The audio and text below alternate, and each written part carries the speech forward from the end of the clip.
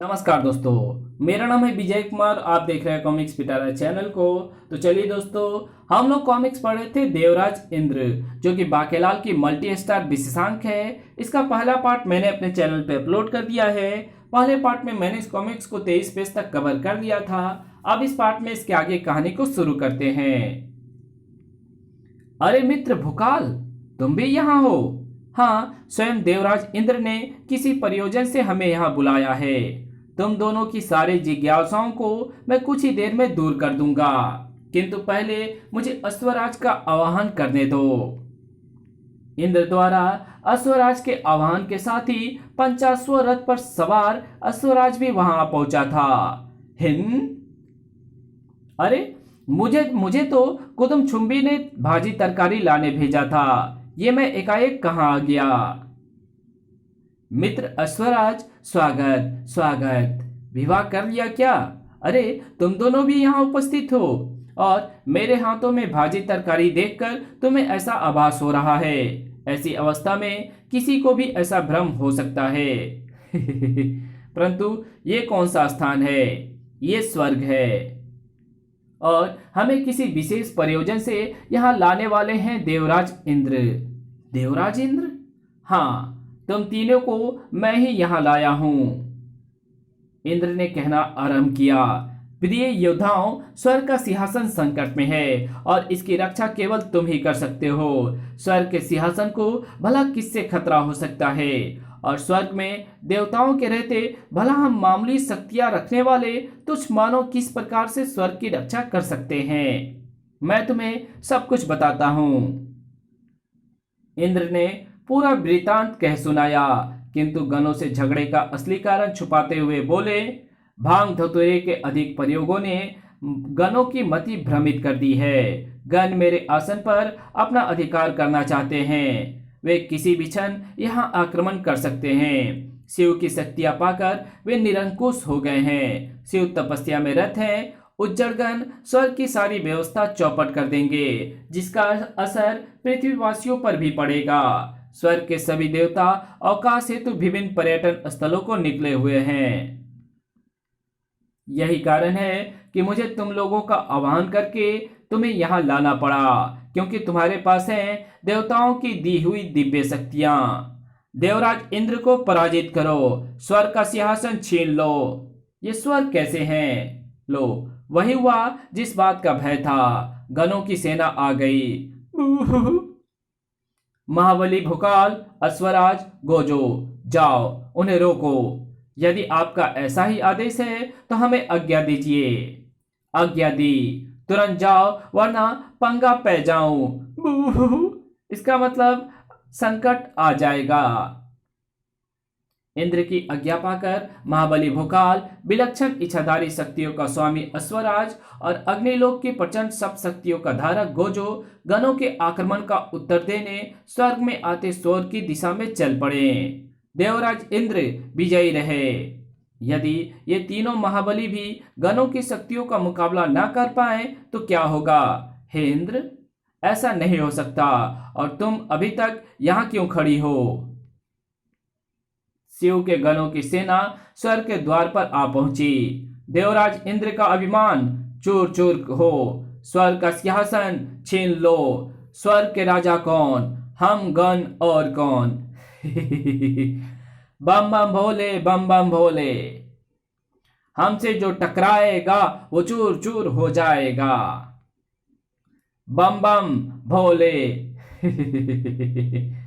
सावधान, मैं महाबली भूकाल, मैं गोजो और मैं अश्वराज आप गणों को आगाह करते हैं कि स्वर्ग में प्रवेश करने का साहस ना करें और वापस कैलाश पर्वत को लौट जाएं। ओह, तो इंद्र ने देवताओं के स्थान पर तुम पृथ्वीवासियों को स्वर्ग की रक्षार्थ भेजा है। यदि अपनी खैर चाहते हो तो वापस पृथ्वी पर लौट जाओ। वापस तो हमें देवराज इंद्र ही भेज सकते हैं। हमें यहाँ बुलाने का प्रयोजन सिद्ध हुए बिना वे ऐसा कदापि नहीं करेंगे। कृपया कर आप लोग वापस लौट जाएं। ये कदापि नहीं हो सकता। हाँ हाँ, नहीं हो सकता। स्वर्ग का सिंहासन पाकर रहेंगे। तो फिर ठीक है, अब निर्णय युद्ध द्वारा ही होगा। क्यों मित्रों? हाँ हाँ, और युद्ध भी जितना शीघ्र समाप्त हो जाए अच्छा है। मुझे तो भाजी तरकारी कुदुमचुम्बी तक पहुंचानी है, वरना खाना बनाने में विलंब हो जाएगा।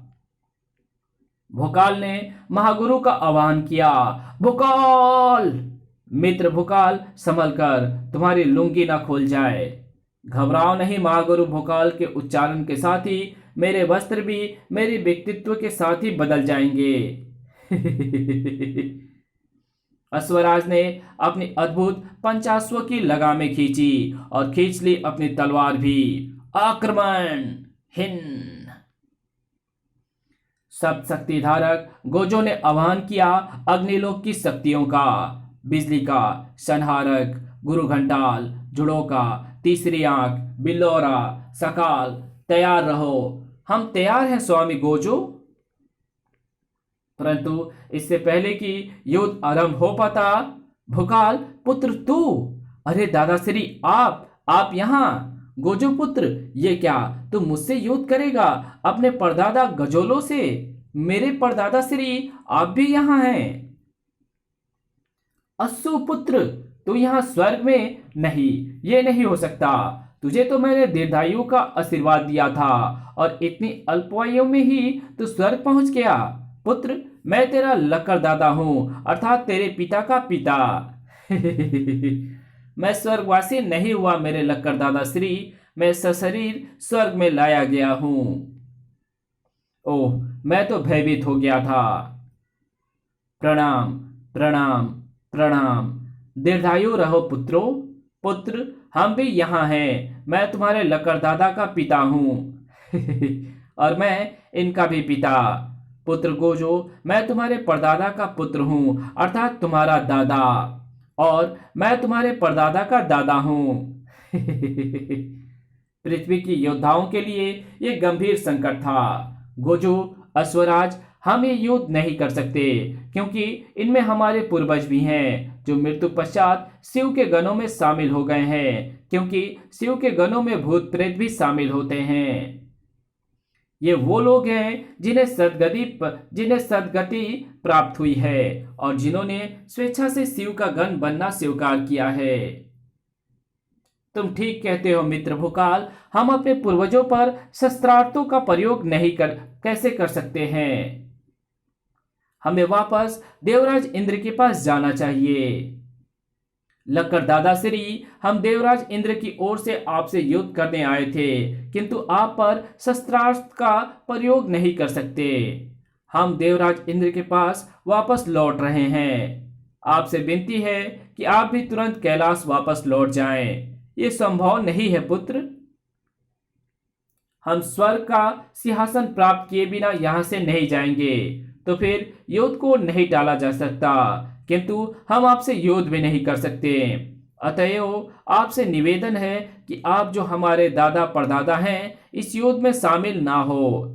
ये संभव नहीं, हमें गणों का साथ देना होगा। तभी प्रेता, अप्रिय समाचार है। गणसूचक, तुम घबराए हुए क्यों हो? खबर मिली है कि कुछ शैतान राक्षस कैलाश पर्वत पर अपनी कुदृष्टि गढ़ाए हुए हैं। वे किसी भी क्षण कैलाश धाम पर आक्रमण कर सकते हैं। हमें तुरंत लौटना होगा। किंतु ये मत समझना कि हम लौट गए। इंद्र का सिंहासन हम छीन कर रहेंगे। चलो, फिलहाल हम भी धर्म संकट में फंसने से बच गए। जब तक गण पुनः लौटे हम इस समस्या का कोई ना कोई हल अवश्य ही निकाल लेंगे। समस्या ये भी विकट थी। ओह, तुम महाबलियों के पूर्वज भी गणों की सेना में सम्मिलित हैं और तुम उन पर शस्त्रास्त्र नहीं उठाओगे? हे कृपया निधान, हम पर कृपा करें। हम अपने पूर्वजों पर शस्त्रास्त्रों का प्रयोग किस प्रकार कर सकते हैं? यदि तुम युद्ध नहीं करोगे तो फिर गणों से स्वर्ग की रक्षा किस प्रकार करोगे? अब आप ही बताएं इंद्रदेव कि इस धर्म संकट से किस प्रकार निकला जा सकता है। हाँ, युद्ध के अलावा हम आपकी क्या मदद कर सकते हैं? नारायण नारायण। नारद मुनि प्रणाम। हे नारद मुनि, क्या इस धर्म संकट से निकलने का कोई उपाय है? उपाय तो है देवराज, कृपया कर तुरंत बताएं हे देवर्षि नारद। नारायण नारायण, वो उपाय है बांकेलाल। बांकेलाल, बांकेलाल। हाँ, आपको इस संकट के निवारण हेतु विशालगढ़ से बांकेलाल को यहाँ लाना होगा। नारायण नारायण, बांकेलाल से मैं परिचित हूँ। यदि इस संकट का समाधान बांकेलाल है तो बांकेलाल को अविलंब यहाँ लाना चाहिए। किंतु बांकेलाल तो एक साधारण मानव है, उसको सशरीर स्वर्ग नहीं लाया जा सकता। किंतु आप हमें भी तो सशरीर यहाँ लाए हैं।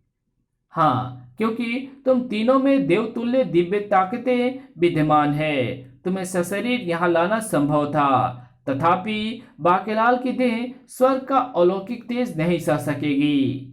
तब तो ये विकट समस्या है। बांकेलाल को स्वर्ग में लाने का एक ही उपाय है, उसकी दिव्य मृत्यु, और उसको केवल उसी उपाय से ही स्वर्ग में लाया जा सकता है। और ये कार्य तुम तीनों को ही करना होगा, क्योंकि यदि ये कार्य यमराज को सौंपा तो मृत्यु के नियमों के तहत यमराज के दूत बांकेलाल की आत्मा को सीधे यमलोक ले जाएंगे। वैसे भी इस कार्य के लिए मैं किसी देवता की मदद लेना नहीं चाहता। यह सुनकर भोकाल रुष्ट हो गया। कृपया कर आप हमें वापस भेज दें, हम एक निर्दोष मानव के प्राण लेकर उसकी हत्या नहीं कर सकते। हाँ, हम मानवता के पुजारी हैं, किसी निर्दोष की हत्या जैसा जघन्य अपराध नहीं कर सकते। नहीं, तुम्हें उसकी हत्या नहीं करनी है। सुनो, मैं तुम्हें बताता हूं कि बांकेलाल की हत्या किए बिना उसकी आत्मा को स्वर्ग में कैसे लाया जा सकता है। विशालगढ़, बांकेलाल और राक्षस। मैं हूं राक्षस पानासुर। यदि तूने मुझे तुरंत सुपारी नहीं दी तो मैं तुझे मधुमक्खियों के उस छत्ते के निकट बांध दूंगा, जहां पर तुझे मधुमक्खियां काट काट कर सुझा देंगी। भिन भिन। राक्षस भाई, तुम मेरे साथ नगर में चलो। सुपारी तो क्या, मैं तुम्हें पूरा पान ही खिलाऊंगा, वो भी गुलकंद वाला मीठा पान। तो सुपारी का अर्थ नहीं समझा। पान का सेवन तो मैंने कभी किया ही नहीं। मैं पान वाली सुपारी की बात नहीं कर रहा। तो फिर तुम किस सुपारी की बात कर रहे हो? वास्तव में मुझे प्रत्येक दिन एक मानव का स्वादिष्ट एवं पौष्टिक भोजन चाहिए होता है, किंतु एक दुष्ट ऋषि मानवताचार्य ने एक मानव के रक्षार्थ मुझे शाप दे दिया था कि यदि मैंने किसी मानव का स्वयं की इच्छा से वध किया तो मैं तुरंत चील कौवे का ग्रास बन जाऊंगा। मानव के भोजन के बिना तो मैं यूं ही मर जाता, अतः मैंने ये युक्ति निकाली है। अब मैं स्वयं अपनी इच्छा से मानव को नहीं मारता, बल्कि किसी दूसरे मानव से किसी अन्य मानव के प्राणों की सुपारी लेता हूं। सुपारी लेने का अर्थ है कि मैं किसी के आदेश पर किसी अन्य मानव की हत्या करूंगा। इससे मुझे ऋषि का शाप भी नहीं लगता और मुझे मेरा भोजन भी प्राप्त हो जाता है। चल जल्दी से मुझे सुपारी दे, अन्यथा मैं तुझे वहां छत्ते पर भिन्न। नहीं, रुको, मैं तुम्हें सुपारी देता हूं। परंतु यहां तो हमारे अलावा केवल एक ऋषि ही उपस्थित है। ओम गुलाब जामुनाय नमः, ओम समोसाय नमः, ओम जलीबाय नमः, ओम कचुड़ाय नमः। ऋषियों का स्वाद तो मुझे बहुत भाता है। ऋषियों का स्वाद तो मुझे बहुत भाता है। मरता क्या ना करता, बांकेलाल को ऐसा कहना ही पड़ा। तो फिर ठीक है, मैंने तुम्हें उस ऋषि की सुपारी दी। वाह, मिल गई सुपारी। अब भले ही उसे मैं मारूंगा, किंतु उसकी हत्या का पाप तुम्हें लगेगा और तुम्हें तुरंत एक सांप डसेगा। राक्षस की बात सुनते ही बांकेलाल के तो उड़ गए होश। सांप? हाँ, मैं यहीं पर हूं। अब तो एक ही उपाय है, ऋषि की रक्षा करके स्वयं को पाप से बचाने का। ये पत्थर तड़ाक अब मधुमक्खियों का यही छत्ता करेगा मेरे और ऋषियों की प्राणों की रक्षा। वैक। ओह, परंतु मेरा फेंका पत्थर उस बगुले को जा लगा। वैक। बगुले के पृथ्वी पर गिरते ही बाकेलाल ने देखा वो हैरत अंगेज दृश्य। पत्थर लगने से मेरा सांप मिट गया। मैं एक यक्ष हूँ। मुझे ऋषि स्वादाचार्य ने सांप देकर बगुला बना दिया था, क्योंकि मैंने अपने बाण से उड़ते बिगुल बगुले का शिकार किया था और वो लहूलुहान बगुला मिष्टानों का भोजन करते ऋषि स्वादाचार्य के मिष्टानों पर गिर पड़ा था। वह छपाक, जिससे उनका भोजन दूषित हो गया था। इससे ऋषि स्वादाचार्य क्रोधित हो उठे। दुष्ट, तो तूने की है इस निरपराध दुष्ट तो तूने की है इस निरपराध बगुले की हत्या। जा, मैं तुझे श्राप देता हूं कि तू अविलंब बगला बन जाएगा। कुर्र। नहीं, ऐसा अनर्थ ना करे ऋषिवर। क्योंकि मैं एक यक्ष हूं। मुझे वन देवता ने वरदान दे रखा है कि यदि कोई मुझे श्राप देगा तो वो स्वयं भी जड़ हो जाएगा। क्या? तो पहले क्यों नहीं बताया? हुन मेरा क्यों होऊंगा?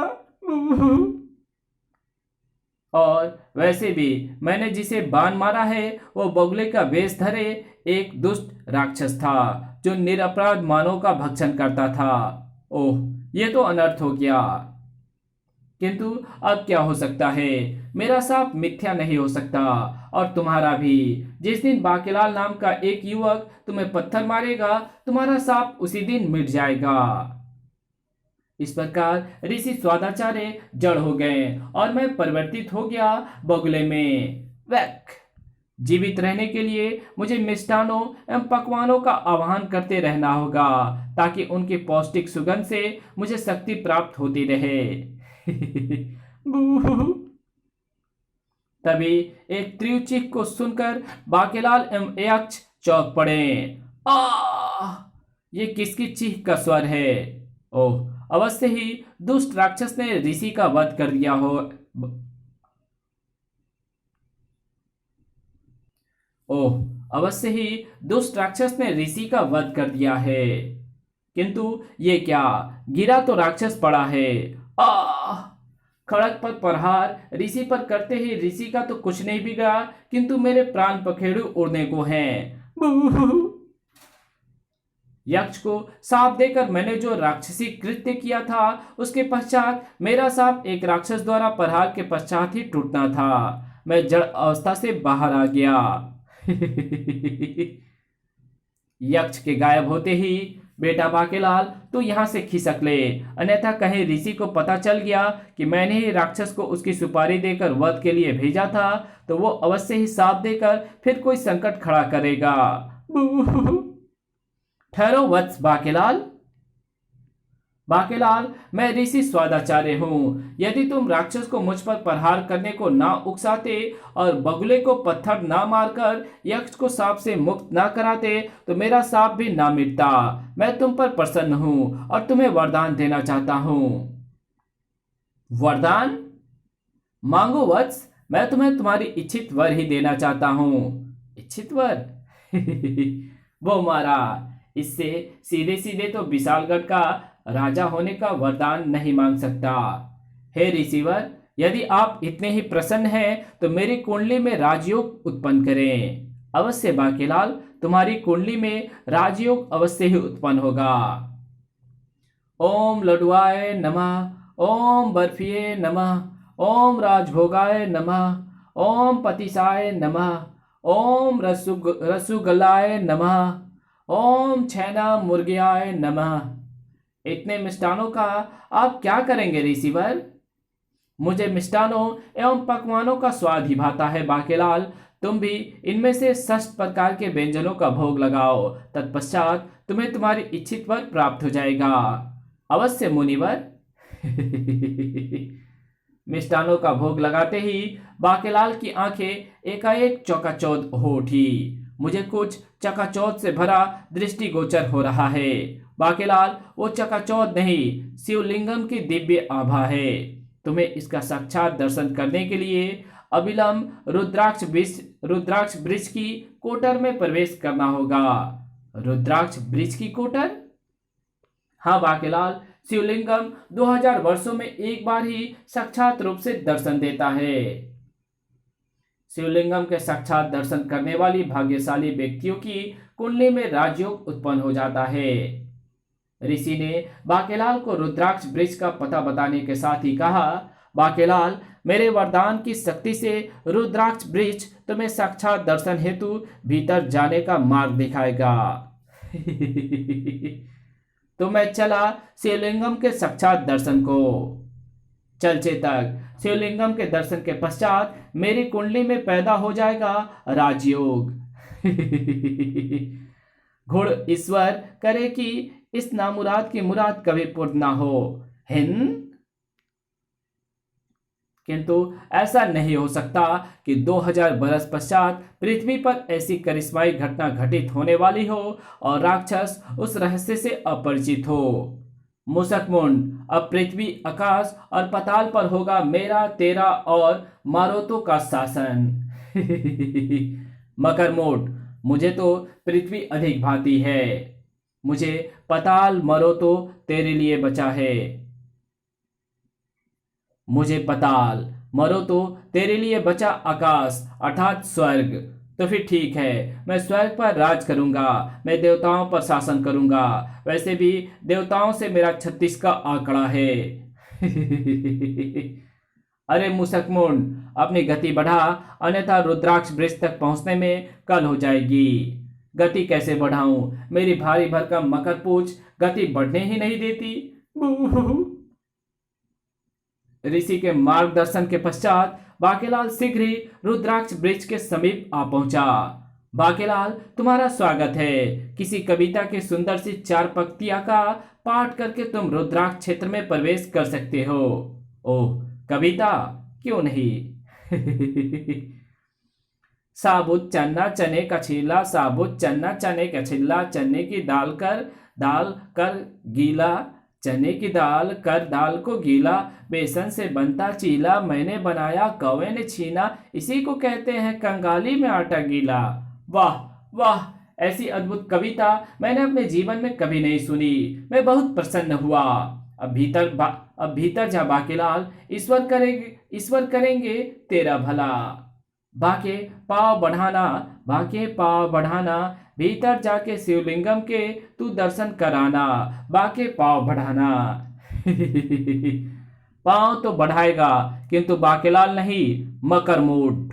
धार आ, क्योंकि शिवलिंगम के दर्शन करके अपनी कुंडलियों में राजयोग केवल हम तीनों ही पैदा करेंगे, कोई मच्छर मानो नहीं।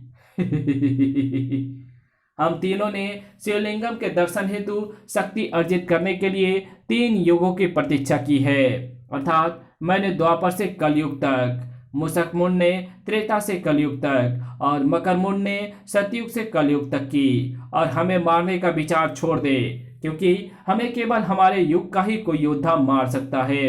मकर, तू भीतर जा, इस मानव की तिक्का बोटी मैं करता हूं। ठीक है मरो तो।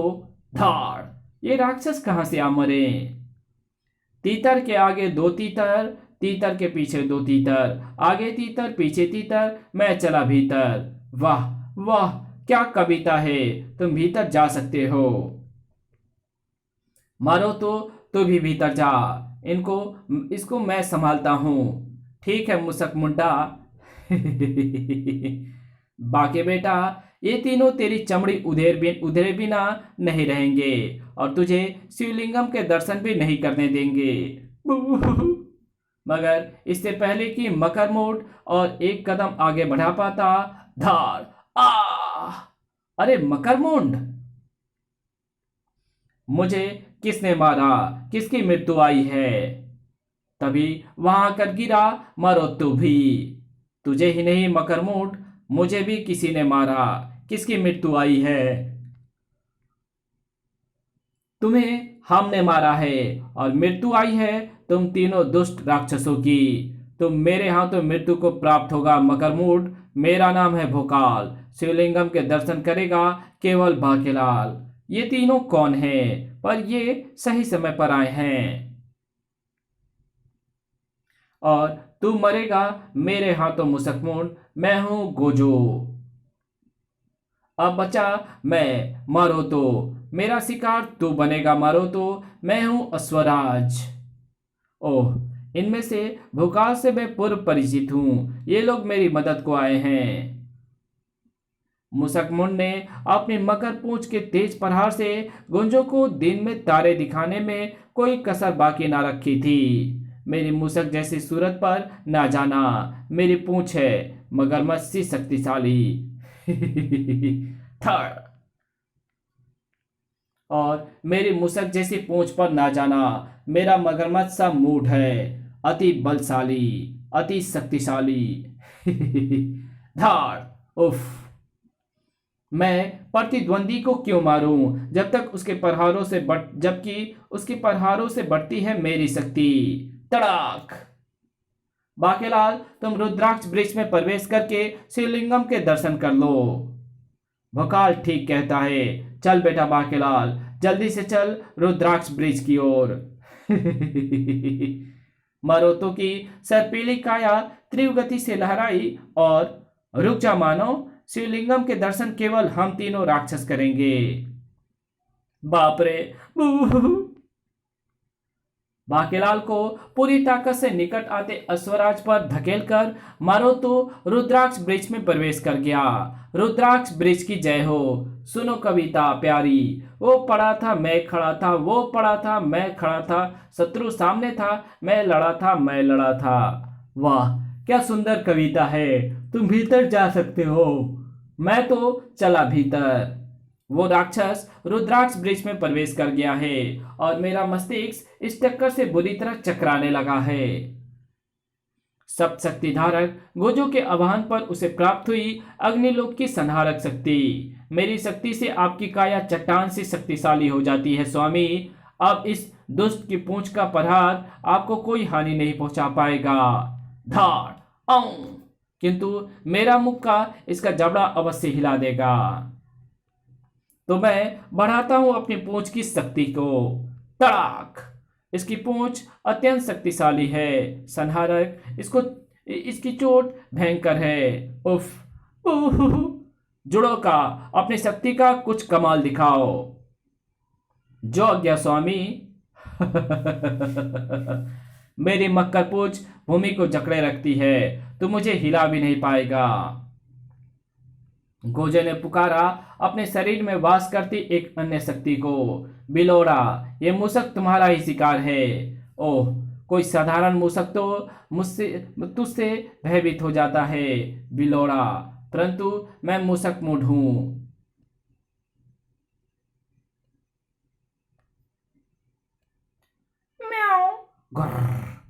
उफ, इस पर तो मेरी कोई शक्ति काम नहीं कर रही। बिजली का इस शैतान को जलाकर भस्म कर दो। मैं अपनी शक्ति आपको देती हूं स्वामी गोजो। तुमने मुझ पर एक साथ कई प्रहार कर दिए गोजो, अब एक मेरी खा। थड़ाक। उफ, भोकाल समझ चुका था कि उसे भी चाहिए अतिरिक्त शक्ति, जिसके लिए उसे आह्वान करना था महागुरु भोकाल का। भोकाल, अब तू अपने प्राणों से जाएगा दुष्ट मकरमुंड साए। मकरमुंड की खाल को चीर पाना तेरे और तेरी तलवार के वश का नहीं है रे भोकाल। धार। भोकाल की शक्तियों से अभी परिचित नहीं है तू। मुझे तंत्र और तलवार का धनी ऐसे ही नहीं कहते हैं। अब देख ज्वाला शक्ति का कमाल। ज्वाला ज्वाला ज्वाला, भस्म कर दूंगी। ओह, तेरी तलवार तो अग्नि भी फेंकती है, पर मेरा क्या बिगाड़ लेगी। रुद्राक्ष वृक्ष की कोटर से निकल भागा मरुतो। मकरमुंड, मुसकमुंड, शिवलिंगम मैंने प्राप्त कर लिया है। अब चलो यहाँ से अपने निवास पर ही। अब तुम दोनों इसके दर्शन करना। बेडागर, अश्वराज, उसको रोकना होगा। हाँ, रोकना तो होगा ही। तुम दोनों नहीं जा सकते। धार। अरे, ये तो चीख रहा है। इसकी पूंछ दबी है तो ये चीख पड़ा, अर्थात इसकी पूंछ पर प्रहार करो तो इसे पीड़ा होती है। फिर से कूदता हूं। छपाक। अरे, इस बार ये नहीं चीखा। मुझे कुछ कुछ समझ में आ रहा है। गोजो, पुनः कूदो। मैं मकरमोट के थोबड़े पर प्रहार करता हूँ। आ तुम कहते हो तो मैं पुनः इसकी मकरमोच पर मकरपूछ पर कूदता हूँ। आ ये पुनः चीखा। हाँ, क्योंकि हमारे प्रहार की पीड़ा तभी होगी जब एक साथ इनके थोबड़े और पूंछों पर प्रहार किया जाए। जरा तुम मुसकमुंड के थोबड़ों पर प्रहार तो करो। सीधा खड़ा रहना, प्रहार करने दे। थड़, आ आ और मैं लगाता हूं मकरमुंड की पूंछ पर कुद्दी। ये भी चीख रहा है। इनको परास्त करने का उपाय मिल गया है मित्र गोजो। हम में से एक को इसके थोबड़े पर और इसी समय दूसरे को दूसरे की पूंछ पर एक साथ प्रहार करना होगा। अंतिम प्रहार। खचाक। गुरु घंटाल, मुझे कोई तलवार दो। देखा गोजो, ये मारा गया। हाँ, हमारे आधे आधे प्राणी हमारे हमारे आधे आधे प्राण एक दूसरे की पूंछों में बसे हैं। इसलिए हमने अपने आधे शरीर एक दूसरे से बदल रखे हैं। मित्र को जो अब शीघ्रता से तुम काट डालो मुसकमोट की गर्दन और मैं काटता हूं मरणासन पड़े मकरमोट की पूंछ। खचाक खचाक। गुरु घंटाल की तलवार है मेरे पास। वाह, गुरु घंटाल की तलवार के प्रहार से तो इसकी भी बोलती बंद हो गई।